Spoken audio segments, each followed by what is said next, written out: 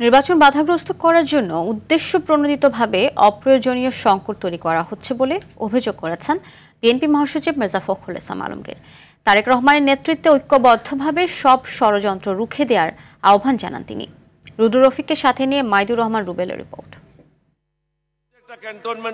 জাতীয় বিপ্লব ও সংহতি দিবস উপলক্ষে রাজধানীর চীন মৈত্রী সম্মেলন কেন্দ্রে বিএনপি আয়োজিত আলোচনা সভায় যোগ দেন দেশের সব রাজনৈতিক দলের শীর্ষ নেতারা। বক্তারা ৭ নভেম্বরের গুরুত্ব তুলে ধরেন। বাংলাদেশের জন্য কাজ করো, ভারতের দালাল হিসেবে নয়, বাংলাদেশের দালাল হিসেবে কাজ করো।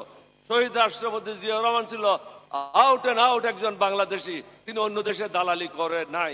অনুষ্ঠানে যোগ দেন বিএনপির স্থায়ী কমিটির সদস্য ও কেন্দ্রীয় নেতারা। বক্তারা আগামী জাতীয় নির্বাচন নিয়ে নানা ষড়যন্ত্রের কথা তুলে ধরেন। ছাত্র জনতার বিপ্লবে আজকে কি আসছে?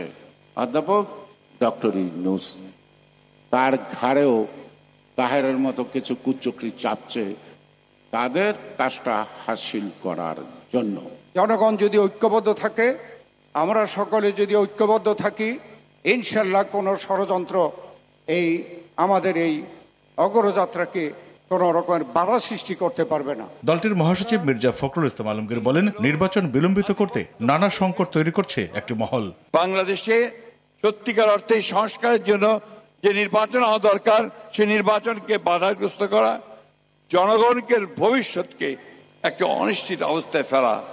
আসুন আজকে আমরা সবাই সেই জায়গা থেকে একমত হয়ে সবাই মিলেই ঐক্যবদ্ধভাবে সেই সমস্ত চক্রান্তকে রুখে দিয়ে বাংলাদেশকে সত্যিকার অর্থেই একটা গণতান্ত্রিক রাষ্ট্রে উত্তরণের পথকে সুগম করি। গণতন্ত্র উত্তরণের সব চক্রান্ত ঐক্যবদ্ধভাবে মোকাবেলা করার আহ্বান জানান বিএনপি মহাসচিব। বাংলাদেশ জিন্দাবাদ, ৭ই নভেম্বর জিন্দাবাদ। মাইদুর রহমান রুবেল, RTV, ঢাকা।